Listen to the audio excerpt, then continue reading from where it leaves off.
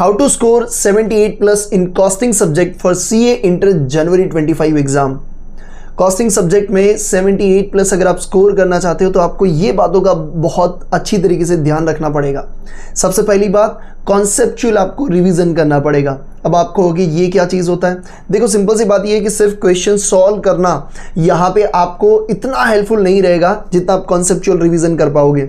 Exam के papers अगर आपने देखे होंगे तो आपको पता होगा कि सीधे क्वेश्चन जो होते हैं वो बहुत कम 20 to 30% ही पूछे जाते हैं। बाकी जितने भी क्वेश्चन होते हैं उसमें कुछ ना कुछ ट्विस्ट होता है, और वो ट्विस्ट आप तभी कर पाओगे सॉल्व जब आपको कॉन्सेप्चुअल सारी चीज़ें पता होगी। तो कॉन्सेप्चुअल रिवीजन करने के लिए आपके पास एक कॉन्सेप्चुअल रिवीजन नोट्स होने चाहिए जिसमें सारे कॉन्सेप्ट आप अच्छी तरीके से उसको रिवाइज कर पाओ। क्यों, क्या चीज़ें कैसे होती है, वो सब चीज़ें आपको थियोरेटिकल आपको पता होनी ज़रूरी है। आपने जहाँ से भी कोचिंग लिया होगा वो फैकल्टी ने अच्छी तरीके से लिखवाया ही होगा, तो आप उसी तरीके से उसको पहले पढ़िए, उसके बाद आप क्वेश्चन पे जंप करिए। कॉन्सेप्चुअल रिवीजन करना बहुत ज़रूरी है। Second thing, focus more on most important topics for January 25 exam. January 25 exam के कॉस्टिंग के मोस्ट इंपोर्टेंट टॉपिक्स, कॉस्टिंग के नहीं मैं बोलूँगा सारे सब्जेक्ट के मोस्ट इंपोर्टेंट टॉपिक्स मैं टेलीग्राम पे शेयर करने वाला हूँ free of cost day before exam. तो आप ज़रूर से टेलीग्राम चैनल को ज्वाइन कर लीजिए। अब काफ़ी सारे स्टूडेंट्स बोलेंगे कि भैया कॉन्सेप्ट को छोड़िए, हमको सीधा क्वेश्चन दे दीजिए जो एग्जाम में पूछे जाने के चांसेस हैं। तो around 100 to 120 most important question and answers की लिस्ट मैंने आपको बना दी है, जिसमें से आप एक्सपेक्ट कर सकते हो अराउंड 70 मार्क्स का पेपर। इसमें से आप एक भी क्वेश्चन मिस नहीं कर सकते हो। उतने लेवल के जबरदस्त क्वेश्चंस हमने लास्ट के 10 अटेम्प्ट को एनालाइज करके सिलेक्ट किए हैं जो जनवरी 25 की एग्जाम में आने के बहुत ज़्यादा चांसेस हैं। लिंक आपको कमेंट डिस्क्रिप्शन बॉक्स में मिल जाएगी, उस लिंक पे क्लिक करिए एंड अभी के अभी उसे एनरोल कर लीजिए। इमीडिएट एक्सेस पा लीजिए आप हमारी मोबाइल एप्लीकेशन एंड वेबसाइट के ऊपर, और आप unlimited time device change and view कर सकते हो, उसका कोई भी इश्यूज़ नहीं है।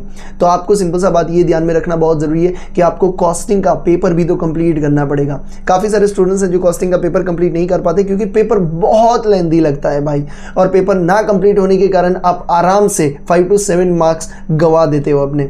ठीक है, तो अब पेपर कंप्लीट करनी है। सिंपल सी बात ये है कि क्या भैया प्रेजेंटेशन इंपॉर्टेंट है, क्या प्रेजेंटेशन के मार्क्स मिलेंगे? मैं कहूँगा नहीं।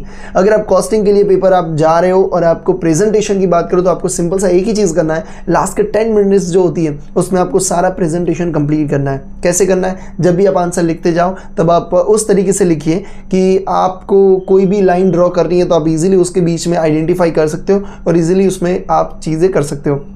लास्ट के 10 मिनट्स में आपको पेंसिल एंड स्केल को उठाना है और एक साथ जहाँ पे भी आपको लाइन ड्रॉ करनी है हॉरिजॉन्टल या वर्टिकल, वो आप एक साथ ड्रॉ करते जाइए।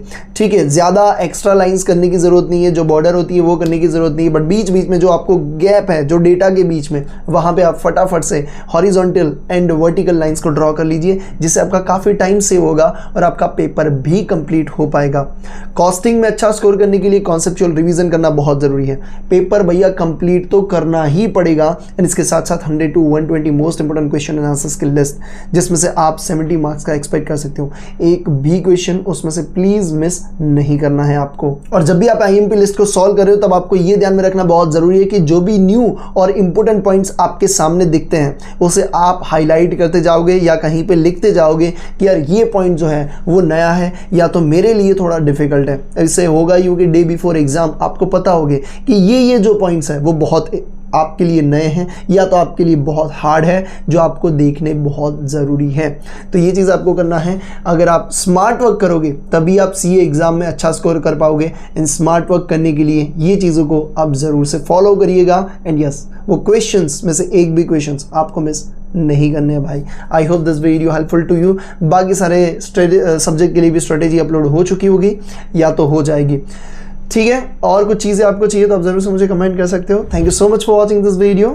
जय हिंद।